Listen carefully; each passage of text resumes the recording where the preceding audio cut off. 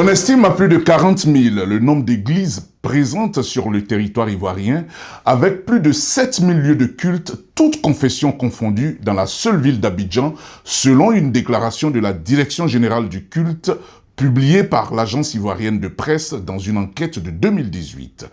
Mais qu'est-ce qui fait autant courir les Ivoiriens vers les lieux de culte? Que dire alors de ces églises, heureusement pas toutes, qui naissent de façon anarchique dans les quartiers avec des pasteurs parfois autoproclamés, des pasteurs peu scrupuleux, parfois décriés par leurs propres fidèles, des pasteurs au cœur de plusieurs scandales financiers ou même sexuels à l'encontre de leurs propres fidèles. Et que dire de ces églises qui s'apparentent à de véritables boutiques en ligne où l'on veut coûte que coûte vous vendre toutes sortes d'objets à des prix des plus inespérés, soi-disant pour assurer votre protection. Comment reconnaître un bon pasteur d'un bon pasteur? Quels sont les signes annonciateurs d'un ministère qui commence à dévier? Peut-on sanctionner efficacement un pasteur qui a commis une faute grave? Que dit la loi à propos de l'installation des lieux de culte dans notre pays? Autant de questions auxquelles nous allons nous évertuer à apporter des éléments de réponse avec notre illustre invité. Il s'agit de l'apôtre Jonathan Kla, fondateur de l'église Maison de prière internationale. De passage à Paris, il est présent sur notre plateau et il est l'invité du jour.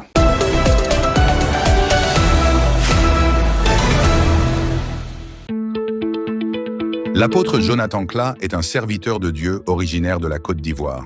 Issu d'une famille de missionnaires, il plonge dès son plus jeune âge dans un environnement de consécration et de feu pour l'Évangile. Il accepte Jésus-Christ comme Seigneur et Sauveur à l'âge de 8 ans. En 2013, il entre officiellement dans le ministère pastoral. En 2015, il fonde l'Alliance des jeunes engagés pour Christ, une œuvre dynamique à travers laquelle il évangélise avec puissance dans des universités, des écoles et des hôpitaux suivis de miracles. En 2019, il fonde l'église Maison de prière internationale, une communauté en pleine expansion avec des représentations à Yopougon, Cocody, Port-Bouët, Conakry en Guinée et dans plusieurs autres pays du monde. En 2023, il est officiellement ordonné apôtre, reconnaissance de l'appel apostolique qui marque son ministère depuis plusieurs années.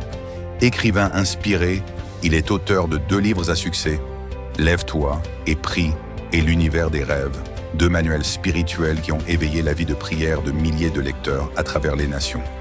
L'apôtre Jonathan Kla est aussi fondateur de l'Institut biblique et missionnaire Emmaüs, une université théologique vouée à la formation d'ouvriers qualifiés et remplie de feu pour la moisson des âmes. Il est titulaire d'une maîtrise en marketing et management, d'une maîtrise en théologie et détenteur de la prestigieuse License to Preach de l'université américaine Maranatha aux États-Unis. Il est également agent de sport et fondateur d'Anakazo FC, un club de football au travers duquel il forme non seulement des sportifs, mais aussi des disciples de Christ. Son cœur brûle d'une intention claire et assumée, voir le maximum de sportifs, en particulier les footballeurs, se donner à Jésus-Christ, affirmer leur foi et devenir des témoins de l'Évangile à travers le monde entier. Bonjour apôtre Jonathan Kla. Bonjour. 7 000 lieux de culte dans la seule ville d'Abidjan, ça fait un peu trop, non? Qu'est-ce qui fait autant courir les Ivoiriens vers les églises? Déjà, ce sont de très bonnes nouvelles. Ces chiffres sont pour ma part peu. Parce que lorsqu'on prend par exemple les États-Unis, on parle de 370 000 églises. Et lorsqu'on parle de prolifération, lorsqu'on parle de croissance d'églises, c'est plutôt un bon signe pour la population africaine. Ah bon? Qu'est-ce que cela veut dire exactement? Partout où l'église arrive, le développement accompagne. Il y a plus de 18 000 maquis en Côte d'Ivoire. Personne ne s'en plaint. Il y a plus de 10 000 boîtes de nuit. Il y a beaucoup d'endroits pour la dépravation. Mais quand les églises shiftent, tout le monde commence à être dérangé. Il y a bien une autre raison derrière. Dites-nous alors, pasteur. Les gens n'aiment plus Dieu. Vous êtes sérieux là? Bien entendu. Il y a beaucoup d'endroits où les gens partent. Excusez-moi, mais il y a des fumoirs, il y a des maquis, il y a des zones de prostitution. Les spas, où il y a des péripatéticiens, ne font que croître. Mais quand des églises croissent dans un environnement, ça devient tout d'un coup sujet à polémique. Et il faut qu'on en parle, c'est très important. Oui, oui, pasteur, vous abordez là des questions très intéressantes, on va y revenir tout à l'heure. Mais avant cela, moi j'ai une question fondamentale à vous poser. Comment devient-on pasteur? On devient pasteur par le respect de ces 3 étapes suivantes. La première, c'est de recevoir un appel divin. D'aucuns vous diront qu'ils ont reçu un appel en songe, d'autres vous diront qu'ils ont entendu la voix de Dieu audiblement, d'autres vous diront qu'ils ont manifesté le désir de devenir pasteur. Mais attention, ça ne suffit pas. Il faudra, après avoir reçu l'appel, faire ce qu'on appelle l'apprentissage auprès d'un mentor, parce que le ministère s'apprend. Ensuite, la 3e étape, c'est le fait d'entrer à l'école pastorale, le fait de passer ses diplômes, acquérir des niveaux, d'aucuns la licence, d'autres la maîtrise, et ensuite on parle maintenant de graduation pastorale et d'ordination pastorale. C'est un ministère, c'est un métier assez respectable et respecté.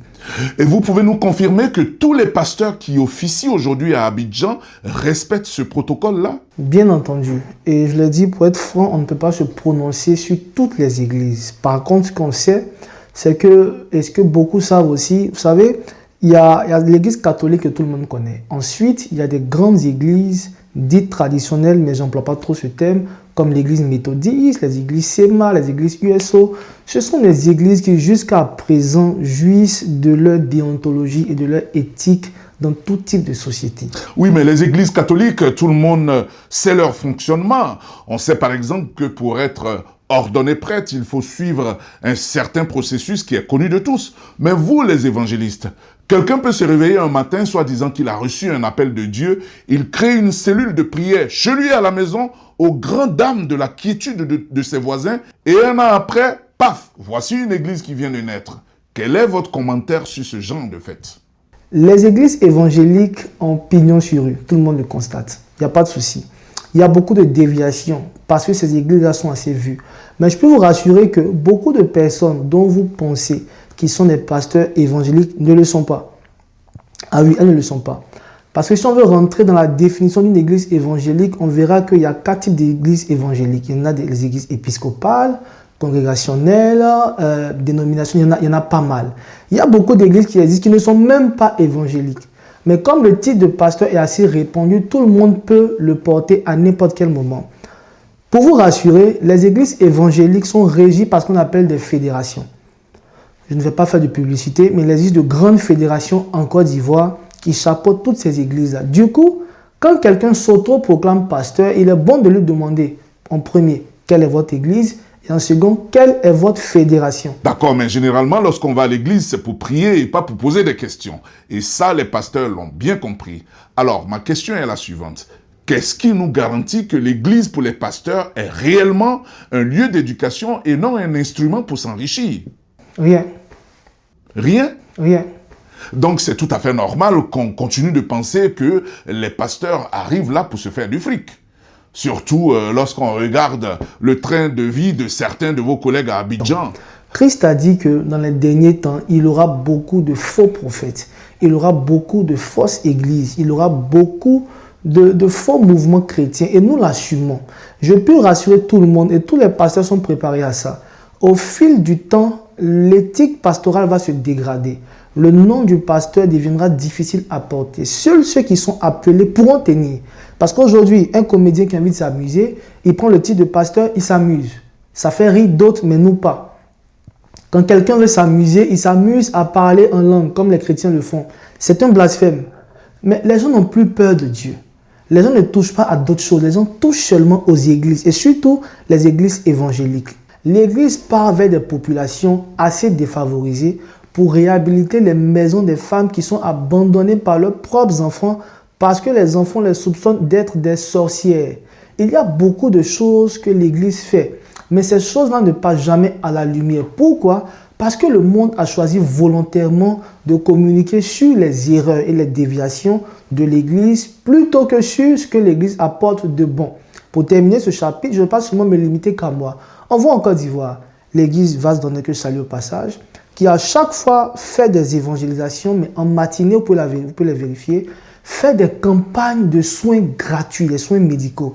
Ils opèrent des malades, ils soignent des aveugles, ils font tout type de consultations de soins médicaux gratuits. Mais les grandes chaînes n'en parlent jamais. Récemment, cette église a fait des dons de plus de 75 millions à des hôpitaux. Ça passe rapidement sur les réseaux sociaux. Mais dès lors qu'un petit d'entre nous a fait une erreur, ça commence à remplir la toile. Alors nous, étant pasteurs, nous étant église, on se rend compte que ce n'est pas un hasard, c'est une volonté bien mûrie de vouloir descendre l'église. Mais ça n'arrivera jamais. Ah bon, vous pensez que le monde entier est contre vous? Oui, d'une manière. C'est-à-dire, le monde entier n'a pas encore accepté l'église dans son environnement en tant que tel. Et là, je l'assume.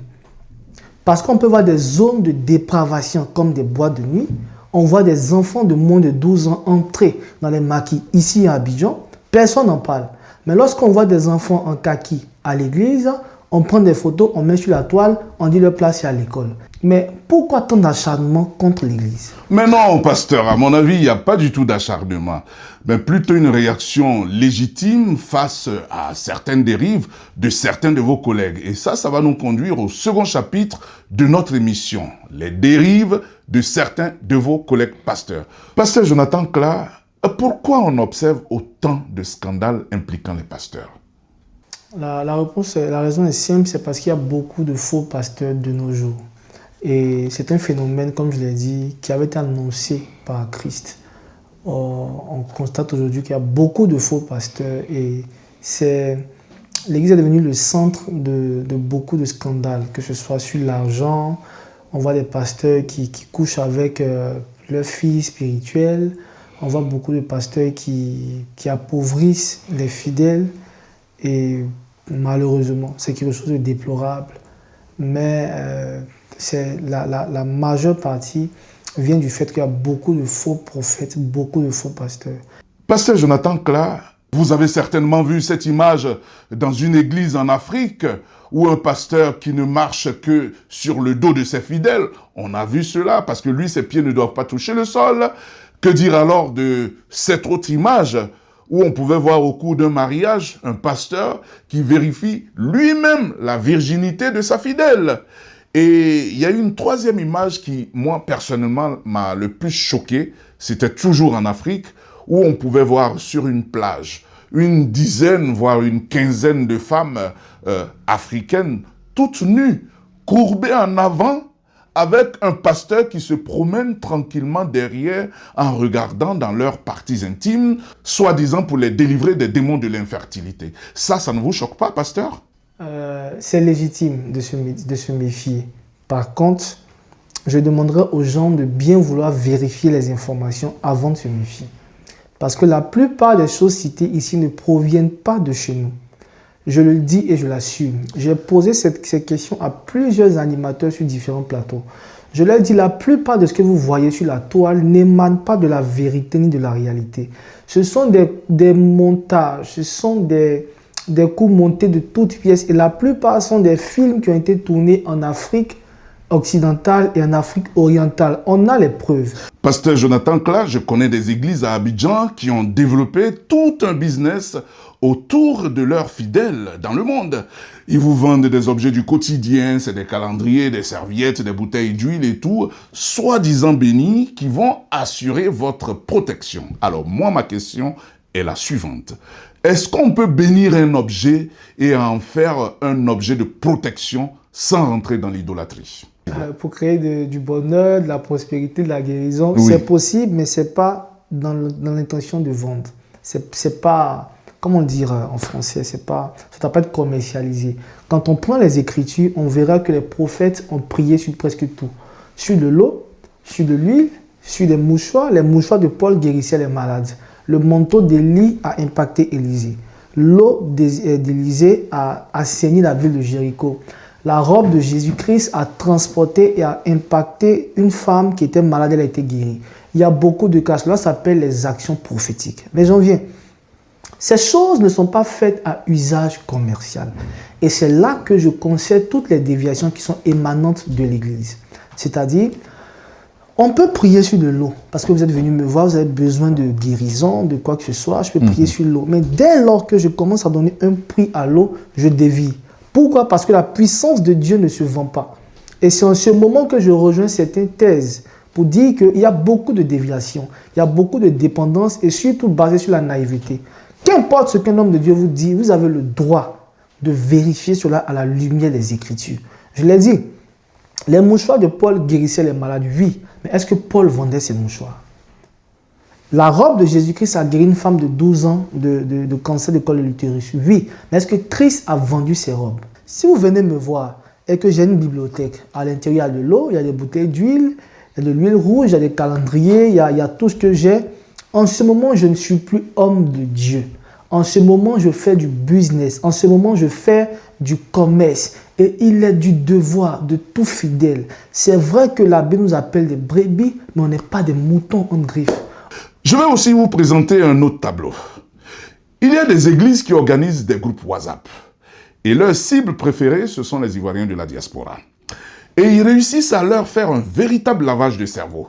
Ils vont réussir à leur faire croire que tout ce qui leur arrive ici-bas est guidé par un esprit.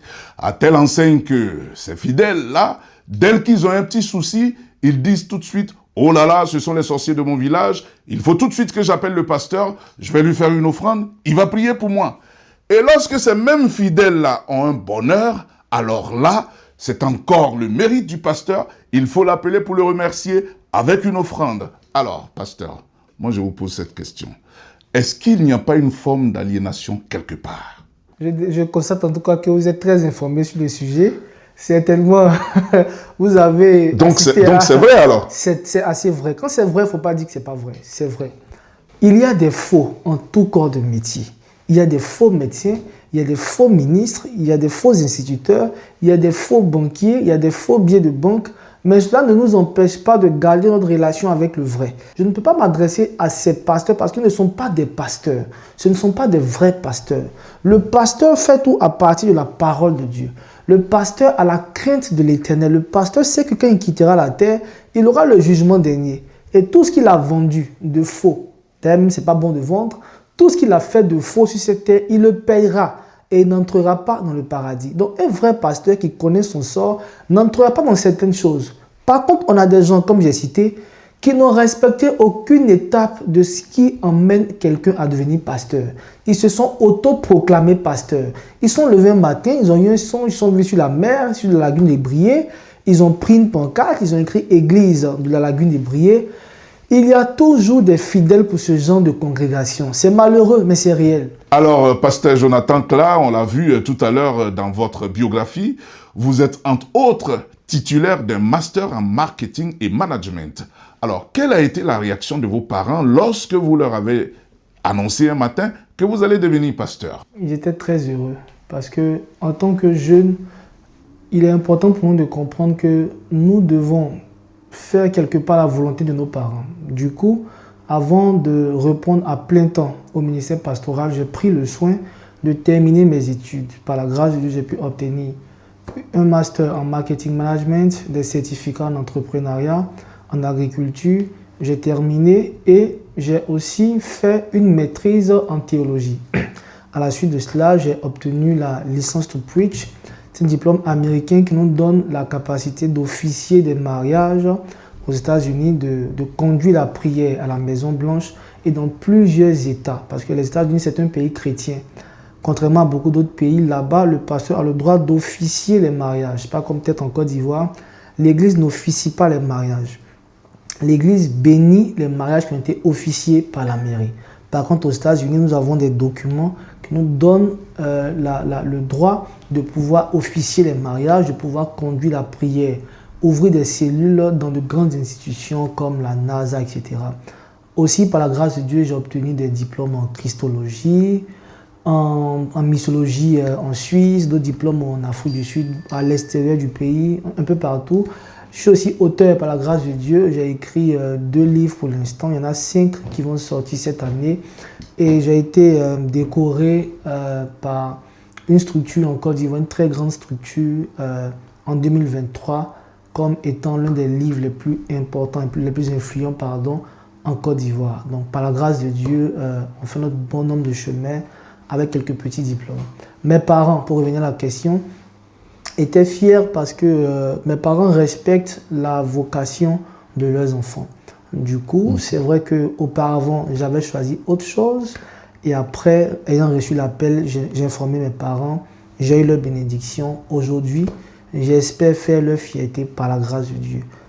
On a remarqué, pasteur Jonathan Kla, que la majorité des personnes qui tombent souvent dans les églises sous l'effet de l'onction sont des femmes. Est-ce que cela a une explication particulière? Les femmes, de manière générale, sont beaucoup plus sensibles à tout ce qui est mouvement d'esprit, que ce soit esprit saint, que ce soit esprit de fétiche, que ce soit tout type d'esprit. Vous allez voir que les femmes sont beaucoup plus sensibles que les hommes, ce qui explique pourquoi est-ce que les femmes tombent beaucoup dans les églises.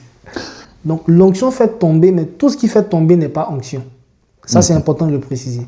L'onction, lorsqu'elle est relâchée dans une salle et que des personnes sont animées de certains démons, ils vont tomber sous l'onction, ils vont commencer à s'agiter et le démon va partir. C'est assez normal. Ce qui fait que les gens tombent tout le temps dans les églises, ça peut être l'onction, ça peut être les émotions, ça peut être aussi une autre forme de spiritualité. Parce que par moments, et surtout en Afrique, quand les gens tombent beaucoup, on dit là-bas, il y a beaucoup de puissance. Il n'y a pas que l'onction qui fait tomber. Et que dire alors de cette grande majorité de personnes, tout comme moi d'ailleurs, qui ne sont jamais tombées dans une église? Est-ce que cela signifie que nos prières ne vont pas suffisamment au ciel ou bien on n'a jamais reçu d'onction? La réception d'un don spirituel varie, bien entendu, d'un don à un autre. Vous pouvez recevoir le don de la foi sans tomber. Vous pouvez recevoir le don d'opérer des miracles sans tomber. Donc que vous soyez homme ou femme, si réellement un esprit, pas forcément l'onction, un esprit de Dieu ou de Satan ou d'un fétiche parvient à vous dominer, il est fort probable que vous puissiez tomber. Alors, pasteur Jonathan Kla, parlons à présent de l'engagement de l'Église à lutter contre certaines valeurs ancestrales, des valeurs africaines. N'est-ce pas là une forme de dépravation de nos mœurs, pasteur? Quand on dit aujourd'hui que l'Église vient pour détruire les fondements de l'Afrique, nous disons non. Qu'est-ce qu'on faisait avant que l'Église n'arrive? Une fille qui naît et qui grandit un matin, parce que la tradition de son village dit que toutes les filles doivent être excisées, on la prend contre son gré. On l'envoie dans une forêt. On lui coupe une partie de sa partie intime, de son intimité. Au nom de la tradition, le sang de la fille coule. Maintenant, recherche nous emmener jusqu'en Inde. On a vu qu'il y a un commerce qui est fait entre les villages africains jusqu'en Inde pour récupérer les parties intimes des filles, les brûler, les sécher, les piler pour en faire des potions magiques. Mais quand l'évangile vient te dire que lorsque tu fais ça, c'est mauvais, est-ce que là, l'Église n'est pas en train d'aider l'Afrique ou pas? Chez nos parents à Caen, le 10e enfant en pays Agni était considéré comme le malheur de la famille. Et pour ça, on le tuait. Ah oui, on le tuait. Il y a des traditions en Afrique où quand le roi meurt, on l'enterre avec 2 têtes innocentes. On dit c'est un roi, il ne peut pas mourir seul. Mais quand l'évangile vient te dire, toi qui tuais ton 10e enfant, que la Bible dit tu ne tueras point. Est-ce que là, l'Église n'est pas en train d'éduquer l'Afrique? Donc, on ne va pas passer le temps à jeter le discrédit sur l'Église, non. Il y a beaucoup de choses, beaucoup de lois, beaucoup de tragédies qui se sont arrêtées sous nos cieux parce que l'Église a été présente. Alors, quand on veut penser aux déviations de l'Église, pensons aussi aux avantages que l'Église nous offre lorsqu'elle est présente dans notre environnement. Est-ce qu'il vous arrive parfois de constater que certains de vos collègues pasteurs prônent des valeurs que eux-mêmes ne suivent pas? Beaucoup de pasteurs parlent de beaucoup de choses qu'ils ne vivent pas, notamment la prospérité. Fais tel type d'offrande, tu seras très prospère. Bon, celui qui te promet la prospérité a une condition de vie beaucoup plus précaire. Beaucoup de personnes aussi demandent aux fidèles de se voiler, aux femmes des autres, de se voiler, de se couvrir tout le corps. Mais lorsqu'on voit leur propre femme s'habiller, c'est totalement le contraire de ce qui est prêché. Beaucoup demandent aux fidèles d'être modestes, d'éviter tout ce qui est vêtements chers, tout ce qui est voiture de luxe. Mais après, sur le parking, on voit que le pasteur est très bien installé. Donc, ça arrive, c'est assez courant. Avant de terminer cette émission, quel est votre message aux Africains qui vous regardent? Je puis vous dire que dans ma petite expérience pastorale, j'ai été menacé à plusieurs reprises par des hommes, croyant que j'étais celui-là qui était l'instigateur de certains caprices de leurs femmes à la maison. Pourquoi? Parce que beaucoup de pasteurs ont malheureusement cultivé cette habitude-là de pouvoir contrôler certains foyers à partir de la femme. Qu'est-ce qu'il en est? La Bible dit que la femme doit être soumise à son mari. par son pasteur. La Bible aussi nous dit que l'homme est le chef de la femme, qu'il soit chrétien ou pas chrétien. Le pasteur n'est pas le chef de la femme, il est son pasteur. Si vous priez avec une femme de sexe opposé à des heures tard dans la nuit, c'est non seulement dangereux, c'est risqué et ça peut créer un gros problème dans les ménages. Il est important de servir Dieu avec la sagesse parce que beaucoup de couples ont été détruits à cause de ce genre de comportement. Je suis couché avec ma femme, le pasteur prie avec elle pendant 3 jours de minuit à 3 heures. Il n'y a pas que ça. Le pasteur lui pose des questions sur son intimité. Pourquoi est-ce que vous n'arrivez pas à avoir des enfants? Comment est-ce que tu fais des rapports avec ton mari? Qu'est-ce que tu aimes dans les rapports sexuels? Mais tu es pasteur, tu n'es pas gynécologue. Il est important de connaître notre place. Malheureusement, aujourd'hui, on voit des femmes qui, au nom de l'évangile, désobéissent à leur époux pour faire plaisir à leur pasteur. Ça, c'est la plus grande déviation qui puisse arriver. Quand une femme vient dans nos communautés, il est important de comprendre que notre travail s'arrête au niveau de la communauté. Le chef de la femme, c'est son époux. Malheureusement, on voit des femmes qui refusent d'aller avec leur mari parce que le pasteur a dit que tout le monde doit jeûner. Pourtant, la Bible dit que si une femme veut jeûner, il faut qu'elle obtienne l'accord de son époux. Car si ce dernier veut aller avec elle, elle ne doit jamais lui refuser son corps. C'est écrit dans la Bible. Donc, toi qui refuses d'aller avec ton époux parce que tu dis que le pasteur a dit, tu tiens cette information d'où? Et c'est sur quelle base tu es en train de rendre ton foyer bancal, comme on le dit. Donc, le conseil que moi j'ai à donner à toutes les femmes, si votre époux n'est pas encore chrétien ou n'est pas encore membre de votre communauté, parce que par moment on a ces conflits-là interdénominationnels. Le chrétien, peut-être la femme prie à l'Assemblée de Dieu, le mari est œuvré mission, il a son culte à part, madame a son culte à part, le monsieur part, il revient, la femme est encore au culte. Sœur, tu mets ton foyer en danger. Tu mets toute ta famille en danger. Tu mets même tes enfants en danger. La foi ne s'entretient pas qu'à l'église. La vraie foi, c'est ce que nous avons à transmettre à la maison. Quel héritage spirituel, quelle éducation on donne à nos filles. Et puis, il n'y a plus de filles vierges à l'église dans notre époque. C'est là la vraie foi. La vraie foi, ce n'est pas faire toute une journée à l'église. Non. Ce n'est pas rester toujours dans les réunions. Non. La vraie foi, c'est ce qu'on reçoit, ce qu'on met en pratique. Donc, toutes les femmes, arrêtez de faire subir des maltraitances à vos maris au nom de l'évangile. Ce n'est pas fondé. Si quelqu'un n'est pas en train de suivre Jésus-Christ, arrêtez de le suivre. Quand vous dites quelqu'un, vous parlez d'un pasteur. Bien entendu. Jésus-Christ n'a rien à voir, il n'a rien à faire avec votre argent. Il n'a rien à faire en vous donnant un calendrier avec une photo d'un homme de Dieu. Christ n'a rien à foutre dans votre vie à partir d'un mouchoir qui coûte 1000 €. Ce n'est pas de l'évangile. Ne vous laissez pas berner par qui que ce soit. Méditez votre Bible, marchez selon la parole. Que Dieu vous bénisse. Merci infiniment, pasteur Jonathan Kla, d'avoir accepté notre invitation sur le plateau d'Africa Premium Media. C'est moi qui vous remercie. Tout le plaisir a été mien et j'exhorte tout le monde à voir cette émission et tout ce que vous proposez. J'aime beaucoup. Que Dieu vous bénisse. Cette émission est terminée. Merci de l'avoir suivie. N'oubliez pas de vous abonner massivement, de liker et vous pouvez aussi nous laisser un commentaire. Ça nous permettra de nous améliorer. À très bientôt. Que Dieu vous bénisse.